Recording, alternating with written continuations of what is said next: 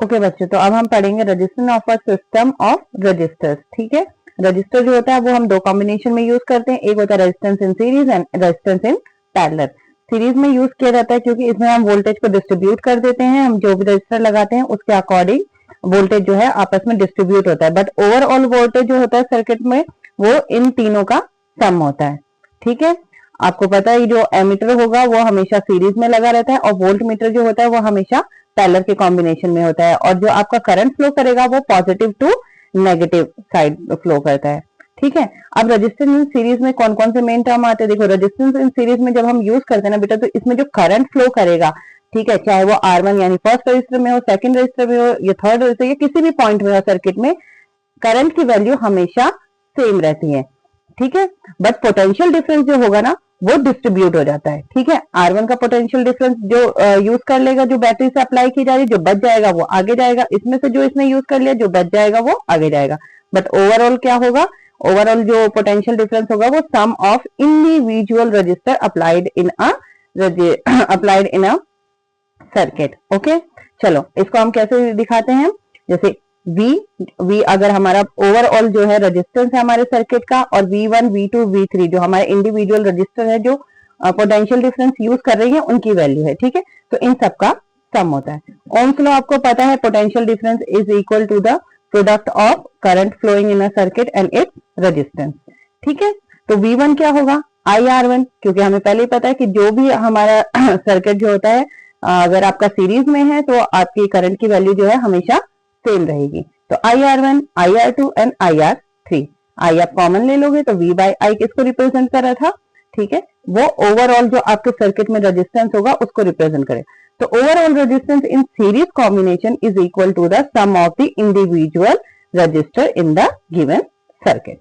ठीक है, चलो अब इससे रिलेटेड हम एक न्यूमेरिकल सॉल्व कर लेते हैं जिससे हमें ये और भी ज्यादा टॉपिक अपना क्लियर हो जाएगा। ठीक है, चलिए अब आगे समझते हैं।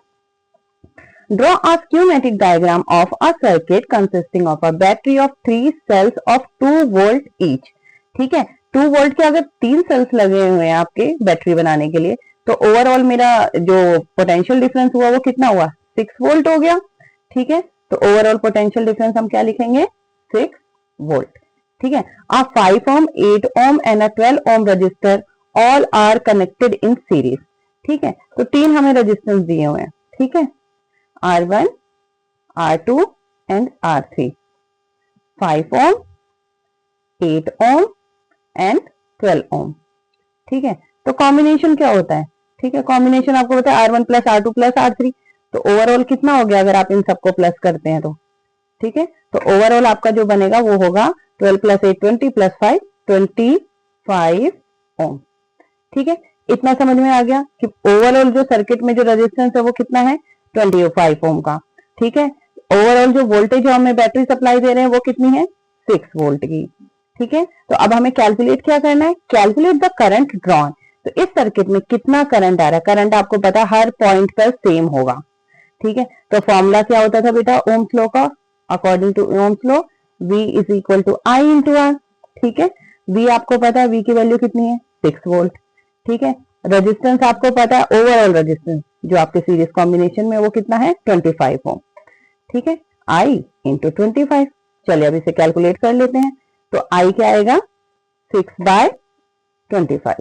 ठीक है, अब 6 को 25 से डिवाइड कर लो आप, कितना आएगा? ठीक है, तो अप्रोक्स आपका 0.2 एम्पेयर के आसपास इसकी आपकी करंट की वैल्यू आ जाएगी।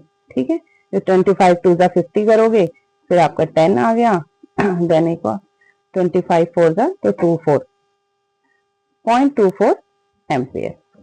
इतना समझ में आ गया। ठीक है, उसके बाद हमसे क्या पूछा जा रहा है कि potential difference across the 12 ohm register. ठीक है, तो ये जो 12 ओम रजिस्टर है ना, अगर यहाँ पे हमने एक अपना वोल्ट मीटर सेटअप कर दिया तो इस वोल्ट मीटर में कितनी रीडिंग आ रही है? क्योंकि हमें पता अगर हम तीनों में अलग अलग वोल्ट मीटर अप्लाई करेंगे तो तीनों की रीडिंग अलग अलग होगी। ठीक है, और करंट की वैल्यू इसमें सेम होती है चाहे आप अपना एमीटर कहीं भी सेट कर दे। ठीक है, ये सीरीज कॉम्बिनेशन के लिए। तो आपको रेजिस्टेंस कितना गिवन है? 12 ओम। ठीक है, करंट की वैल्यू कितनी आई है हमारी? क्योंकि करंट की वैल्यू सेम रहेगी तो वो है आपकी 0.2 24 एम्पियर। हमें निकालना क्या है, वोल्टेज अक्रॉस द 12 वोल्ट। ठीक है, 12 वोल्ट के लिए हमें वोल्टेज निकालना है। तो क्या फॉर्मूला होता था, V is equal to I into R. ठीक है, तो आई आर कर दो। आई की वैल्यू आपकी क्या आई, 0.24। ठीक है, आर की वैल्यू क्या है आपकी 12, मल्टीप्लाई करो,